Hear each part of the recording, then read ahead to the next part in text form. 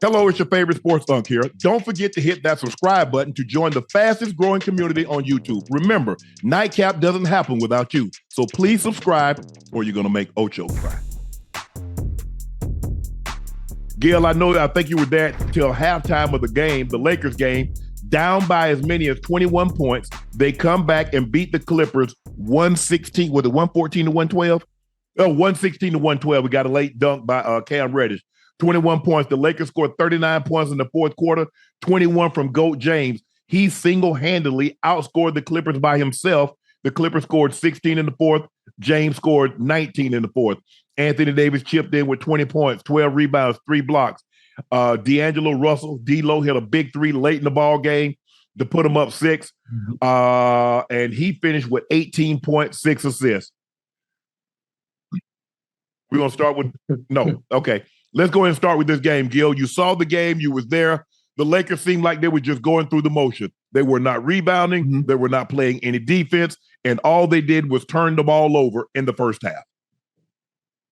Yeah, it seems like, with this group, they still don't have their stuff together. And it's weird because it's like, we've been together a few months. It's after All-Star break. We should be like clockwork, and it still seems like they have no idea where each other should be, what each other wants to do, and it's weird because you watch the Clippers and they look like they're in motion. I mean, they had some points in the first half, and it's like, that's how we should be right now. And the fact that we're still in this I might be traded phase is it's sad to see, but we got the win, so that's all that matters. Yeah, man. Rui has been played well since he started and been inserted into the starting lineup. He gave them big minutes tonight, huge buckets. Anthony Davis is doing what Anthony Davis does, challenging everything at the rim, giving you double-digit rebounds on a nightly basis.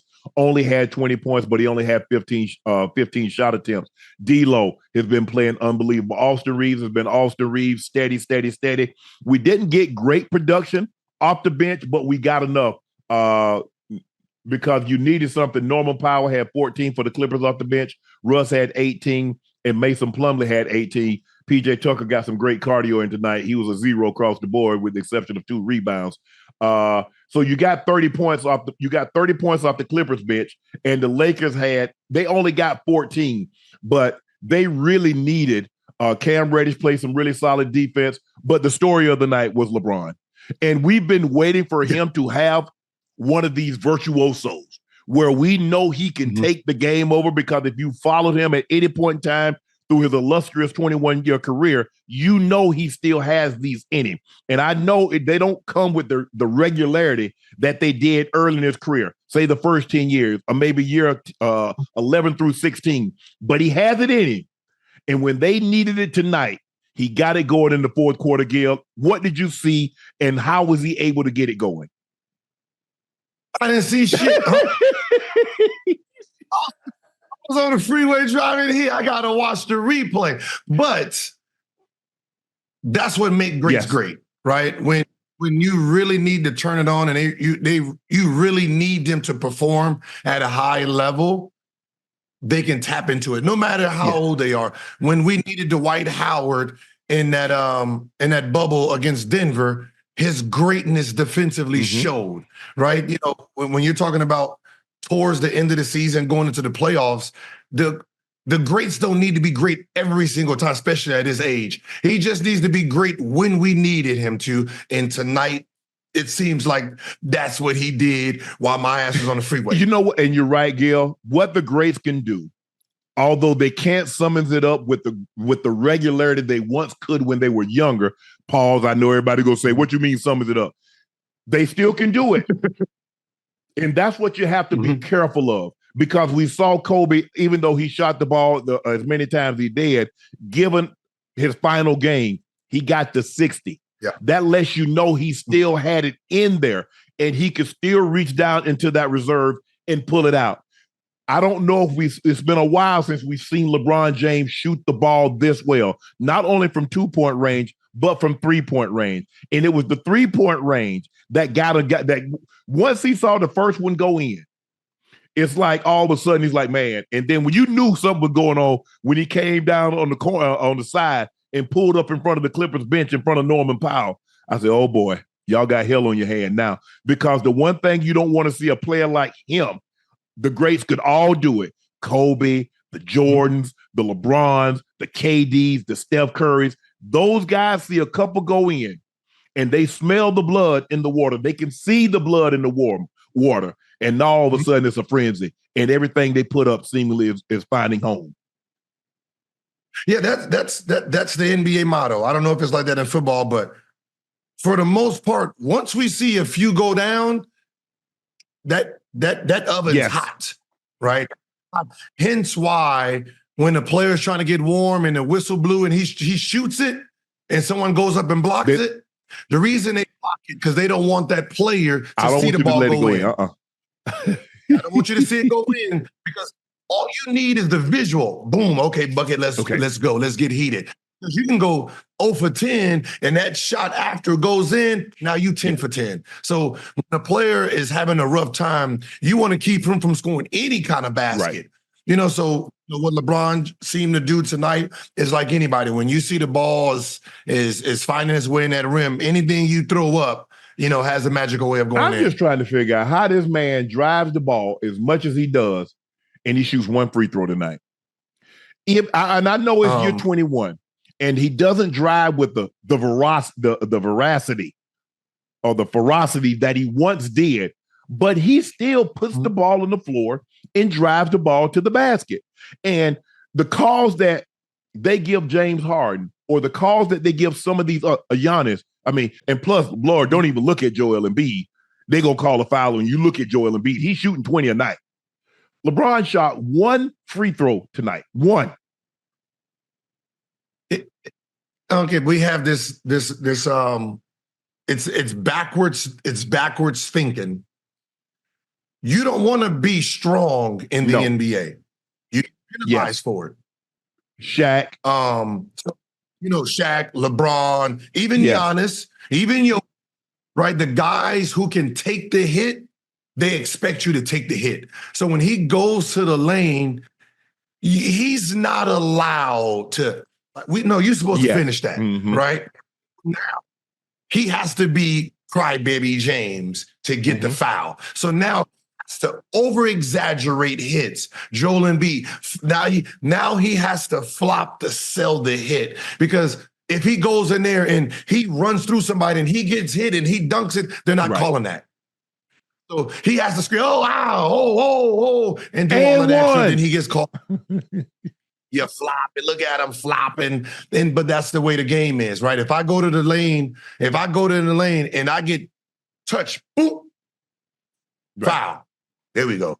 You know, that's why these younger, smaller guards, skinnier guards, getting more foul than the stronger guys who drive all day. Because the thing is, but I'm not sure that's what Dr. Naismith intended, that if you're big and you're strong, ref, you don't call a foul. I mean, a foul is a foul, whether you're Shaq size 7'1", 325, 340, or you're De'Aaron Fox.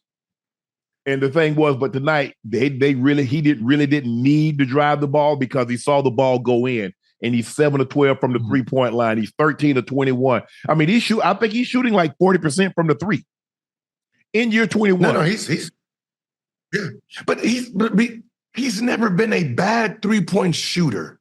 That is just his first years, he was shooting about 35% from the 3-point line, right? Just like Zoe, right? Lonzo Ball. Lonzo was a bad on the dribble shooter, very great spot-up shooter. Look at the totality of it. Oh, he can't shoot. No. He can shoot if he's wide open. Right. Like you have him as a shot. He can wind it up. Very great shooter. When he's dribbling and doing a little step that's back, not his game. He's not Dame. He's not Steph Curry. He's not going to be able to gather like that and let it go and make it with consistency. He might hit one or two, but he's not. Look at Pert. Man, ain't nobody trying to hear that, Shannon Sharpe. Just get ready to pay your bet. No. I'm going to need that. You wanted to bet. Oh, Pert. Hey, Shanae. Hey, Shanae, you got my money? That's what I'll let you know. You and Stephen A. and Perk, y'all had so much to say. Oh, the Clippers going to blow the doors off them. Yeah, Yeah, they are yeah. fans, man. What's wrong with Oh, them? Perk.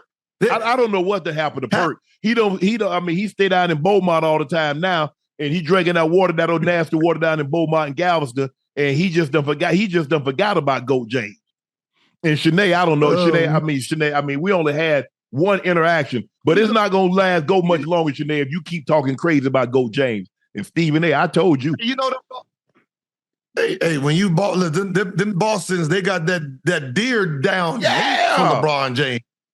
Yeah, you can't shake that. I mean, come on, Park.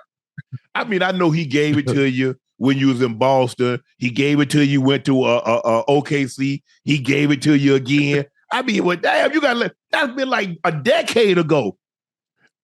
I mean, even the Hatfields and the McCoys have made amends. They ain't fighting no more. But that was as good. That's LeBron. That is LeBron James, and that's what makes him great, is to be able to summons it up in the fourth quarter and that's the thing, Gil, with a team or a player, it doesn't matter if you had 50. Can you give me 10? Can you give me 12 in the fourth when you absolutely have to have it? And I'm glad they were able to finish this off, because you know what they're going to say. Yeah, he did that. They were down. But nah, they came all the way back. And we saw big buckets. We saw Anthony Davis chip in. We see Rui chip in. We see D'Lo chip in. We see guys making plays. But LeBron, I mean, I did not see this. I was like, bro, I need you to be more aggressive, because he shot a high percentage. He just didn't have a whole bunch of shots. Yeah. Like, I still got that memory of that first half. And trust me, I was ready to leave. I was ready to leave at halftime. I'm not even going to lie to you. Yeah. Like, oh, this is what I came to see. Now I got to hear all these Clipper fans. Hey, but they ain't got no Clipper Darryl. Nah, you ain't celebrating. Marcellus Wiley, you ain't got nothing to celebrate. I don't want to hear nothing about Paul George, because y'all know every year at some point in time, he might miss the entire playoffs. So will Kawhi. So this notion about, if we'd have had them, go back and check the history since they've been there. How many times in meaningful games have you had them or both of them? You know what's happened. You know what it is. Goat James, 21 years. I think he's going to play. Look, they talking about he wants a 3-year deal. Whatever he's asking for, you can't pay him enough. Because who else you going to replace? Who you going to put in that jersey? Obviously, you're not. Who wants to wear 23 after he's worn it and they've retired 6 around the league? Who wants to wear 23 after he done wore it? Even if you could wear 32, or you could wear 34, or you could wear 8 or 24 or 33, why would you want to? You don't. Why would you want to wear 13, Chamberlain's number? Wow. What? Man, you could. Nah, you're right. Hey, listen. I was just going from my little birdies, that's flying out there. They not too happy that he want to come back 2 more years. Of course. It's a lot of money. Oh, yeah. What is going to be, what, 3 years, like 180? 150, 180? Because if he's making next year, he has a player option at about 51.5, 51.9, 52 million. So if he opts out, obviously he's looking to get a raise. Yeah. So you do a 2-year deal plus a player option. Well, at 65, 66 million, at 42, 39, at 41, 42 years of age, you know damn well he picking that up. Where else you gonna go make $65 million Gil and fucking, excuse me, at 42 years of age? At 42 years of age.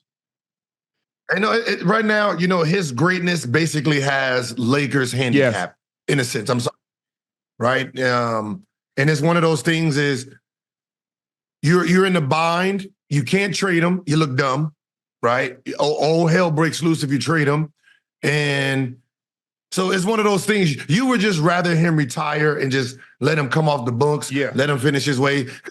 The longer he stays there, he has to 50 million, and you just be like, come on. It would be a lot easier if he was giving you Vince Carter or if he's giving you Dirk Nowitzki numbers in this year.